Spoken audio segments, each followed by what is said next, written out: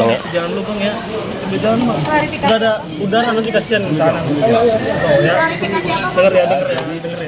Tanggapan yang saya akan tegaskan nanti saya sampaikan sedikit di sini bahwa memang dari awal saya Bang sambil jalan Bang. Saya Ngomong dulu bang, bentar bang. sebagai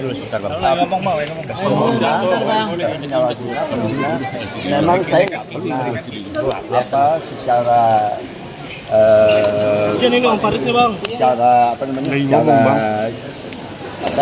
menanggapinya untuk misalnya pemohon bebas gitu ya. Itu mungkin dilihat oleh penasihat hukum sebagai proses sesuai SOP aja.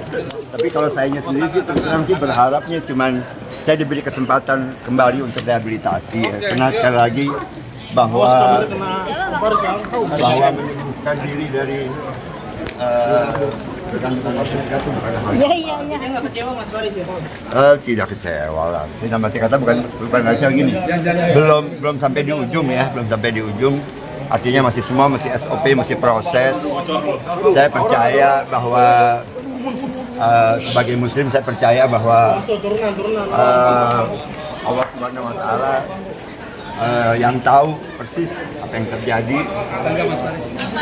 Ya sebagai warga negara Indonesia, saya percaya bahwa negara saya ini adalah negara hukum yang memiliki hukum yang pasti, dan sebagai terdakwa dalam perkara ini saya percaya kepada proses hukum yang dilakukan oleh institusi hukum yang terlibat gitu. Ya, itu aja sih sebenarnya. Jadi ya kita lihat aja keduplik sampai ponis. Yang jelas saya intinya adalah saya ingin memperbaiki diri lebih maksimal. Gejala fisik dan psikis yang khas bukan di persidangan, maka juga oleh penasihat hukum dan pembelaan yang kemarin bahwa terdakwa adalah seorang yang sehat jasmani dan rohani. Selama persidangan dapat mengikuti dengan baik dan tidak ada gejala fisik dan psikis yang khas ditimbulkan oleh terdakwa yang diketahui selama proses persidangan terdakwa tidak dalam pengaruh zat-zat yang termasuk dalam golongan narkotika. Bahwa pasal 54 Undang-Undang 35 tahun 2009 narkotika yang digaungkan sekaligus dijadikan senjata oleh tim penasihat hukum terdakwa ternyata adalah pasal tersebut diperuntukkan hanya untuk tercandu dan korban penyalahguna narkotika. Saya garis bawahi korban penyalahguna narkotika. Sedangkan dalam diri terdakwa tidak ditemukan bahwa terdakwa adalah pecandu yang mengalami ketergantungan sehingga menimbulkan gejala fisik dan psikis. Dan juga terdakwa bukan merupakan korban penyalahguna narkotika. Semakin memperkuat pembuktian bahwa terdakwa jelas-jelas tanpa hak dan melawan hukum seperti termuat dalam perkara. Kemudian tentang pembelaan penasihat hukum terdakwa yang menyatakan tidak terdapat bukti bahwa melakukan keselamatan atau kerjasama dengan pelaku, utama yang akan dibacakan. Kemudian mengenai pembelaan tentang legalitas penyidik akan dibacakan. Kemudian keterangan ahli adcat di persidangan bahwa meskipun penuntut umum tidak mencantumkan hal tersebut, bahwa ahli yang diajukan bukanlah ahli yang fakta, di mana seperti dalam contoh dalam kasus pembunuhan diajukan ahli yang melakukan visum terhadap jenazah, itu masuk dalam kualifikasi ahli yang mengetahui apa yang terjadi. Bahwa sebagaimana keterangan ahli yang menyatakan kalau dia penyalahguna atau pecandu, maka negara menjamin penyalahguna mendapatkan upaya rehabilitasi. Ulangi, ahli menyatakan penyalahguna atau pecandu yang dipakai dan diatur oleh undang-undang itu ada dua kewajiban, yaitu pertama dengan cara melalui kewajiban penyalahguna atau pecandu untuk melaporkan ke IPWR, kewajiban melaporkan ke IPWR untuk mendapatkan rehabilitasi.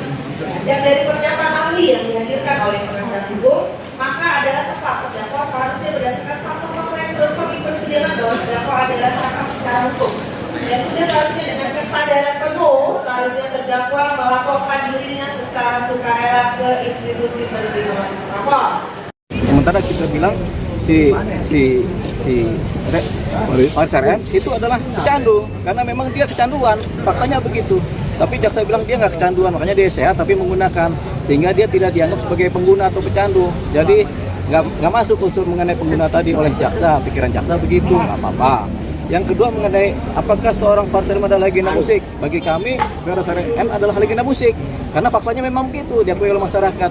Tapi bagi jaksa tidak, dia bukan legenda, sehingga dia harus disamakan dengan orang-orang yang lain, subjek hukum yang lain. Ya kita kan tidak membedakan dia dengan subjek hukum, kita cuma memberikan suatu posisi bahwasanya faktanya Faris RM adalah legenda. Tapi dia memang sama dengan orang-orang yang lain, dalam hukum kan sama. Buktinya kan dia ditahan dan disidang juga sesuai dengan kaidah-kaidah hukum positif yang berlaku. Jadi di situ perbedaan tafsirannya. Nah, karena jaksa sudah mengajukan replik tertulis, tentunya kita harus menjawab replik tadi dengan cara kita mengajukan jawaban terhadap replik, yaitu duplik. Duplik itu adalah nanti sanggahan-sanggahan mengenai perbedaan penafsiran, terutama dalam hal yang sifatnya substantif tadi ya. Nah, itu kemudian akan kita sampaikan di tanggal 21 Agustus tahun 2025. Berarti tadi jaksa kontribusi negara. Oh iya, begini, kalau kontribusi negara, Kontribusi Faris RM terhadap negara. kalau kontribusi negara, semua kita ini punya kontribusi buat negara, ya. Yang di depan saya punya kontribusi, kita juga punya kontribusi. Jadi semua orang sebenarnya punya kontribusi dengan cara apa? Paling sederhana adalah membayar pajak motor, pajak PBB, kan pasti kita kontribusi kan. Sama kita tidak berantem juga kontribusi baik buat negara. Kita tidak minta kerjaan kepada negara juga, kita sudah berkontribusi. Jadi semua orang punya kontribusi. Nah, tadi yang jaksa pertanyakan, apakah Faris RM punya kontribusi terhadap negara? Jawabannya ada, paling enggak dia sudah bayar pajak kan begitu.